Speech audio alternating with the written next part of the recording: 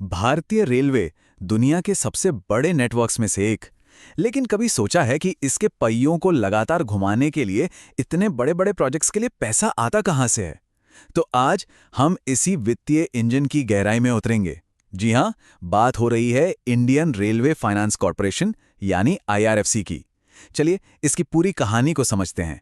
अब देखिए, आईआरएफसी के असल पोटेंशियल को समझने के लिए हमें एक निवेशक की तरह सोचना होगा। इसकी भूमिका क्या है, इसकी फाइनेंशियल हेल्थ कैसी है, आखिर ये कंपनी भारतीय रेलवे के हजारों करोड़ के प्रोजेक्ट्स के लिए पैसा जुटाती कैसे है, और उससे भी जरूरी वो खुद कैसे पैसा कमाती है। तो आइए सबसे पहले ये समझते हैं कि आईआरएफसी असल में है क्या और इसका पूरा बिजनेस मॉडल काम कैसे करता है। अगर बिल्कुल सीधे और सरल शब्दों में कहें तो आईआरएफसी का मुख्य काम है बाजार से पैसा उठाना और उससे भारतीय रेलवे को देना। किस लिए? ताकि रेलवे अपने नए इंजन, डिब्बे यानी कि रोलिंग स्टॉक और दूसरे जरूरी एसेट्स खरीद सके। तो एक तरह से ये रेलवे और फाइनेंशियल मार्केट के बीच एक बहुत ही मजबूत पुल का काम करती है। बिजनेस की दुनिया में एक शब्द बहुत चलता है, मोट।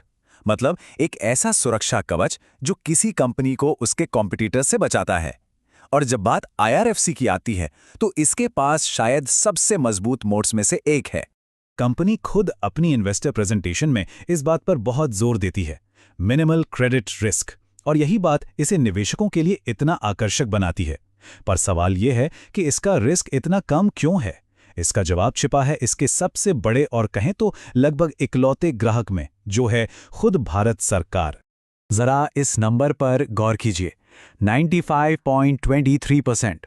ये आईआरएफसी के कुल एसेट एक्सपोजर का वो हिस्सा है जो सीधे सीधे मिनिस्ट्री ऑफ रेलवेज से जुड़ा है। मतलब आप कह सकते हैं कि कंपनी का लगभग पूरा का पूरा कारोबार ही भारत सरकार द्वारा समर्थित है। तो ये जो सरकारी बैकिंग है ना, ये इसकी बैलेंस शीट की सबसे बड़ी ताकत है।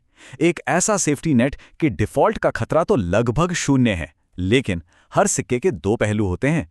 यही बात इसकी एक संभावित कमजोरी भी है, सिर्फ एक क्लाइंट पर इतनी ज्यादा निर्भरता। इसे कहते हैं कॉन्सेंट्रेशन रिस्क, जिस पर निवेशकों की नजर हमेशा रहनी चाहिए। ठीक है, बिजनेस मॉडल समझ लिया, मोट भी देख लिया। अब जरा नंबरों की बात करते हैं। देखते हैं कि कंपनी की फाइनेंशियल हेल्थ कैसी है, इसका रिपोर्ट कार्ड क्या कहता है। तो सबसे पहला और सीधा सवाल, क्या कंपनी पैसा बना रही है, मुनाफा बढ़ रहा है या नहीं? तो यहां हम देख सकते हैं कंपनी का प्रॉफिट आफ्टर टैक्स यानी पीएटी वित्त वर्ष 24-25 में यह आंकड़ा था 6,412 करोड़ रुपए। साफ दिख रहा है कि मुनाफा लगातार बढ़ रहा है, और पहली नजर में तो ये बहुत ही शानदार लगता है ना। हाँ, मुनाफा तो बढ़ रहा है, ये तो अच्छी बात है, लेकिन एक समझदार निवेशक सिर्फ ये नहीं देखता। असली सवाल तो ये है कि कंपनी शेयर होल्डर्स के लगाए हुए पैसे का कितना अच्छा इस्तेमाल कर रही है। क्या वो और एफिशिएंट हो रही है? और इसी सवाल का जवाब देता है रिटर्न ऑन इक्विटी यानी आरओई। मतलब शेयर होल्डर्स के लगाए हर एक रुपए पर कंपनी कितना मुनाफा बना पा रही है। अब जरा यहां के ट्रेंड पर नजर डालिए।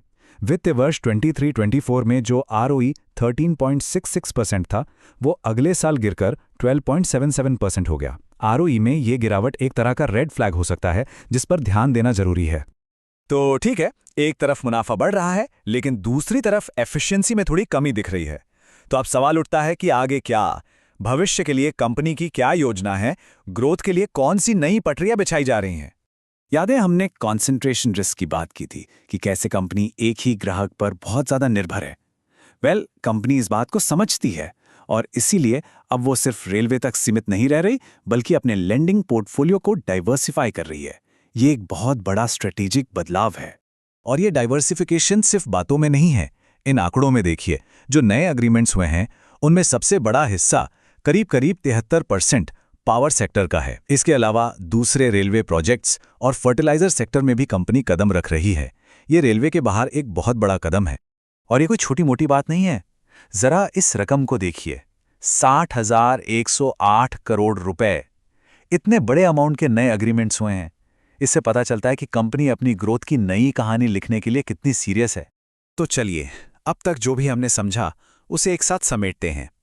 एक निवेशक के नजरिए से देखें तो क्या है वो मुख्य बातें जो ध्यान में रखनी चाहिए। तो देखिए, कहानी के दो पहलू हैं। एक तरफ कंपनी की बड़ी ताकतें हैं, जबरदस्त सरकारी सपोर्ट जिससे क्रेडिट रिस्क लगभग जीरो हो जाता है, और प्रॉफिट ग्रोथ भी लगातार बनी हुई है। वहीं दूसरी तरफ कुछ चीजें हैं जिन पर नजर रखनी होगी, जैसे कि सिर्फ रेलवे मंत्रालय पर निर्भरता, गिरता हुआ रिटर्न ऑन इक्विटी और ये कि डाइवर्सिफिकेशन प्लान कितना सफल होता है। तो आखिर में एक निवेशक के लिए सबसे बड़ा सवाल यही बचता है, क्या कंपनी का ये जो डाइवर्सिफिकेशन का दाव है ये सफल होगा?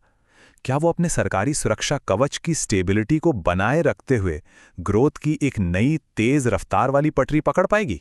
उम्मीद है IRFC पर यह पूरी पड़ताल आपको पसंद आई होगी। अगर हाँ तो इस तरह के और भी विश्लेषण के लिए हमारे साथ जरूर जुड़ें, लाइक और सब्सक्राइब करना ना भूलें। मिलते हैं अगली बार।